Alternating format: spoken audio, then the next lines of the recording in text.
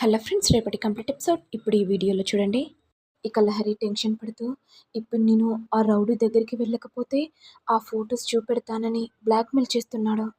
ఈ విషయం గనక మా అమ్మకు తెలిస్తే ఇక నన్ను వదిలిపెట్టదు. ఇప్పుడు నేనేం చేయాలి అనుకుంటూ లహరి టెన్షన్ పడుతుంటే ఇంతలో అనన్య వచ్చి, ఏంటి లహరి, ఎందుకు అంతలా టెన్షన్ పడుతున్నా? అంటే అది వదిన, ఆ రౌడీగాడు నన్ను రమ్మంటున్నాడు. ఒకవేళ నేను రాకపోతే మా అమ్మకి ఫొటోస్ చూపెడతానని బ్లాక్మెయిల్ చేస్తున్నాడు వదిన. చాలా టెన్షన్గా ఉంది. ఇప్పుడు ఏం చేయాలో అర్థం కావట్లేదు. ఇక అనన్య సంతోషంతో, లహరి, ఇక నువ్వు నా వలలో చిక్కుకున్నావు పాపం. లహరి, నువ్వెందుకు టెన్షన్ పడుతున్నావు చెప్పు. మీ వదిన ఉన్నది. మీ వదిన ఉన్నంత వరకు నీకేం కాదు. నేను ఒకటి ఐడియా చెప్తాను, నువ్వు ఫాలోగా. నువ్వు ఆ రౌడీ దగ్గరికి వెళ్ళు. ఏంటి వదిన అలా మాట్లాడుతున్నావు? నేను చెప్పేది విను లహరి. నీ చేయి పట్టు, ఈ పాయిజన్ని తీసుకో.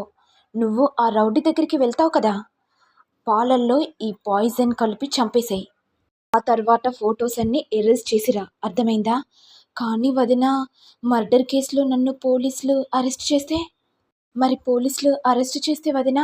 లహరి, నేను చూసుకుంటా అని చెప్పాను కదా, నువ్వెళ్ళు. లహరి, నువ్వు ఆ రౌడీ దగ్గరికి వెళ్తావు. వాడు నిన్ను మానభంగం చేయాలని చూస్తాడు. ఆ తర్వాత ఈ విషయాన్ని మీ అమ్మకు చెప్పేస్తాను. ఇక నేను పోలీసులకు ఫోన్ చేస్తాను. ఇక నువ్వు వ్యభిచారం కేసులో ఇరుక్కుపోతావు. ఇక ఈ ఉమ్మడి కుటుంబ పరువు ప్రతిష్ట అంతా పోతుంది. ఆనంద్ భైరవి ఏడుస్తుంటే నా కళ్ళారా, నా చెవులారా వినాలి. అప్పుడే కదా నాకు జరిగిన అవమానానికి ఇప్పుడు బదులు తీర్చుకుంటాను అనుకుంటూ ఇక అనన్య నవ్వుతూ ఉండిపోతుంది. ఇటు లహరి ఏమో టెన్షన్ పడుతూ రౌడీ దగ్గరికి వెళ్ళగానే, ఏంటమ్మా లహరి, మీ అమ్మకు ఫొటోస్ పంపిస్తాననే భయంతో నువ్వు నా దగ్గరికి వచ్చావా పాప? ఎంత బాగున్నావు లహరి, అసలు నిన్ను చూస్తుంటేనే కొరుక్కు తినాలనిపిస్తుంది. దామ్మదా, రూమ్లోకి రా. రే, ఏమనుకుంటున్నావురా రౌడీ ఫెలో, అసలు నేను అలాంటి దాన్ని కాదురా. మీ దగ్గర నా ఫొటోస్ ఉన్నాయనే భయంతో ఇక్కడికి వచ్చాను. అవును కదా, ఆ భయంతోనే మరి రూమ్లోకి రా. ఏంట్రా, ఏం మాట్లాడుతున్నావు? అయ్యో బేబీ, మరి ఈ ఫొటోస్ని మీ అమ్మకు పంపించమంటావా? ఇక లహరి భయంతో ఏం చేయలేక ఇక రూమ్లోకి వెళ్ళగానే రౌడీ గొల్లం పెట్టడంతో, రే, ఏంట్రా, ఏం చేస్తున్నావు? డోర్కి గడి పెడుతున్నావేంటి? అయ్యో లహరి పాప, నీకు తెలీదా ఎందుకు గొల్లం పెడుతున్నానో? మరి తెలిసి కూడా అలా ఎందుకు అడుగుతున్నావు? చిన్న పాప అనుకుంటున్నావా? అవునులే, నువ్వు చూస్తుంటేనే చిన్న పాపలా కనిపిస్తున్నావు. చాలా క్యూట్గా ఉన్నావు. మరి నిన్ను అనుభవించాలని ఉన్నది బేబీ. మీకు దండం పెడతాను, నన్ను వదిలిపెట్టండి. ఆ ఫొటోస్ని ఎరేజ్ చేయండి. మీకు కావాల్సిన డబ్బులు ఇస్తున్నాను కదా, మరి నన్నెందుకు బ్లాక్మెయిల్ చేస్తున్నారు? అయ్యో బేబీ, నిన్ను వాడుకున్న తర్వాత ఫొటోస్ని ఎరేజ్ చేస్తాను. ఈసారి తప్పకుండా నీ ముంగటిని ఎరేజ్ చేస్తాను. ఇది విని లహరి ఒక్కసారిగా టెన్షన్ పడిపోతుంది. ఏంట్రా, ఏమనుకుంటావు? మీకు దండం పెడతాను, దయచేసి నన్ను వదిలిపెట్టండి అని లహరి ఏడుస్తుంటే ఇక రౌడీ లహరిని టచ్ చేస్తుండగా ఇంతలో పోలీసులు వస్తారు. ఇక లహరి చూసి ఒక్కసారిగా టెన్షన్ పడిపోతుంది. ఏంటమ్మా, నువ్వు ఈ రూమ్లో ఉండడం ఏంటి? ఆనంద భైరవి గారి కూతురు కదా, మరి మీరేంటమ్మా ఇక్కడ ఉన్నారు? ఇది విని లహరి టెన్షన్ పడుతూ ఏం చెప్పలేక మౌనంగా ఉండిపోతుంది. ఇదిలా ఉండగా ఆనంద భైరవికి పోలీస్ ఫోన్ చేసి, మేడం, మీ కూతురు ఒక అబ్బాయితో రూమ్లో ఉంది మేడం. ఈ విషయం బయటికి తెలియవద్దని మీకు ఫోన్ చేస్తున్నాను మేడం అని అనేసరికి ఆనంద భైరవి ఒక్కసారిగా షాక్ అవుతుంది. ఇంతలో అనన్య వచ్చి, ఏంటి ఆనంద, ఎందుకంతలా టెన్షన్ పడిపోతున్నావు? పోలీసులు ఫోన్ చేశారా అత్తయ్య? ఏంటే, ఏం మాట్లాడుతున్నావు? అంటే అది అత్తయ్య, మీరు మాట్లాడుతుంటే ఉన్నాను.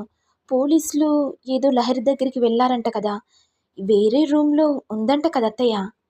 ఏంటత్తయ్య, లహరి కూడా ఇలాంటి పనులు చేస్తుందా? సంస్కారంలో ఇలాంటి తప్పులు కూడా ఉంటాయి అత్తయ్య. పాపం, లహరి కూడా క్యారెక్టర్ లేందే.